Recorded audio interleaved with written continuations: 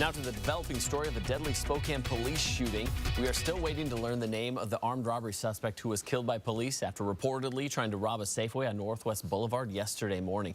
But tonight, our Hawk camera is working to answer your questions about that shooting. Hawk, here in the newsroom, we had calls and emails from viewers who didn't understand why the police department uncovered the body and was left in the road for so long. You spoke with residents near the scene who were shocked as well, especially those that had kids. That's right, Aaron. I had a number of folks come up to me concerned for a number of reasons. First, of course, seeing a dead body can be unsettling regardless of your age.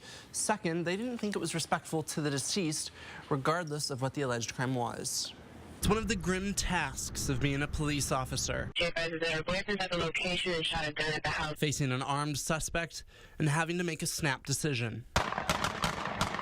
Shoot or risk being shot or otherwise hurt. Tried to stab him with a knife and they had no choice. Here in Spokane, police officers have had to make that decision 7 times this year. The taser was not effective during those times it was deployed. In January, on 5th and Walnut. The medical examiner will release the name of the deceased. In May, near Dalton and Perry. Going after or chasing after a neighbor with a knife. July saw a police shooting near Mount Vernon.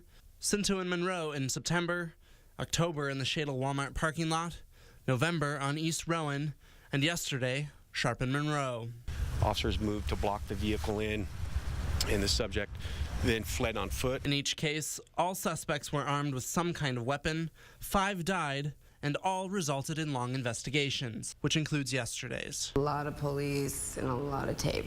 We couldn't get out. They wouldn't let us leave. Mila Trapp lived next to where the suspect died. Just from the street right there, you just look down and you just see him laying there. She says she had problems with how long police left the body laying there uncovered. They didn't cover him up till about 2:30. Something she didn't want her kids to see. I think they could have covered him up at least, I mean, as a respect thing. The police department, though, says they respect the deceased by doing a full and thorough investigation, which can take time.